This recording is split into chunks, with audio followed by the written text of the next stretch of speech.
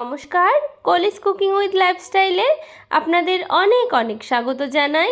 আজকে আমি আপনাদের সঙ্গে শেয়ার করতে চলেছি কাঁঠালের দানা ও রসুনের দারুণ স্বাদের একটি রেসিপি।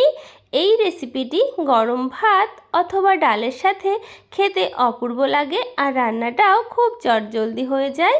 তো চলুন দেরি না করে রেসিপিটি শুরু করা যাক। তো এখানে আমি কাঁঠালের দানা নিয়ে নিয়েছি। এই কাঁঠালের দানাগুলো এবারে আমি ভালো করে কেটে ধুয়ে নিয়ে ফিরে আসব।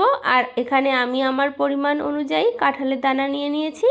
তো দেখুন বন্ধুরা, কাঁঠালের দানা ওপরের যে সাদা খোসা সেটা ফেলে দিয়ে এরকম একটু সরু সরু করে কুচিয়ে নিয়েছি।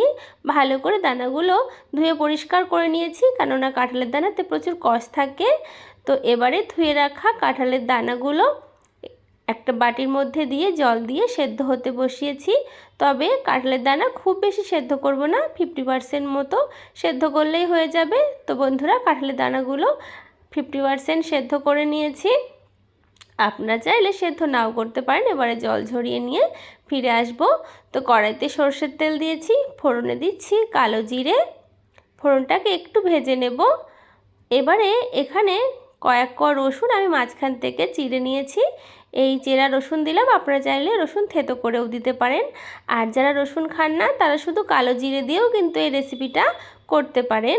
তো রসুনটা ভালো করে ভেজে নিয়েছি। এবারে সেদ্ধ করে রাখা কাঁঠালের দানা দিয়ে দিলাম, দিয়ে ভালো করে একটু নাড়াচাড়া করে নিচ্ছি। তো বন্ধুরা, এই রেসিপিটি খুব সাধারণ হলেও খেতে কিন্তু অসাধারণ লাগে। তো স্বাদ মতো নুন, পরিমাণ মতো হলুদ গুঁড়ো দিয়ে দিলাম। আর রান্নাটা খুবই চটজলদি হয়ে যায়। হাতে মাত্র 10 মিনিট থাকলেই কিন্তু আপনারা এই রেসিপিটি করে নিতে পারবেন। চিরা কয়েকটা কাঁচা লঙ্কা দিলাম, আর রান্নাটা কাঁচা লঙ্কার ঝালেই হবে। এই রান্নাতে কিন্তু আর কোনো মশলা পড়বে না। এই সামান্য মশলাতেই কিন্তু এই কাঁঠালের দানার ভাজা হয়ে যাবে। তো ভালো করে কিছুক্ষণ নাড়াচাড়া করে ঢাকা দিয়ে রেখেছিলাম গ্যাসের ফ্লেমটা লো করে, যাতে কাঁঠালের দানা বাকি 50%ও সেদ্ধ হয়ে যায় আর ভাজাটাও ভালো মতো হয়। তো ঢাকনাটা নামিয়ে আপনাদের দেখাচ্ছি, দেখুন কত সুন্দর সেদ্ধ হয়ে গেছে কাঁঠালের দানা। আর রান্নাটা কিন্তু খুব তাড়াতাড়ি হয়ে যায়।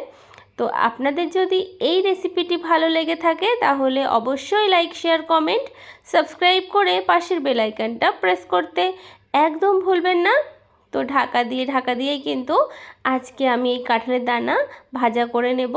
আর গরম ভাতের সঙ্গে এই রকম কাঁঠালের দানা ভাজা খেতে আমার তো ভীষণ ভালো লাগে।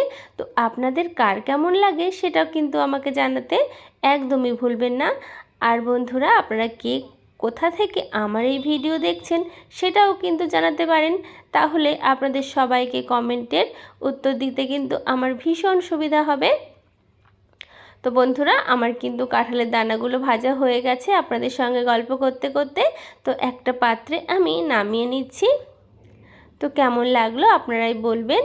তো গরম গরম ভাত অথবা ডালের পাতে খেতে কিন্তু ভীষণ ভালো লাগে।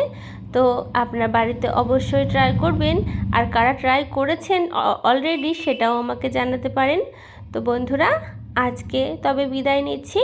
তো তৈরি হয়ে গেছে রসুন দিয়ে কাঁঠালের দানা ভাজা। আপনারা সকলে ভালো থাকবেন, সুস্থ থাকবেন। ধন্যবাদ।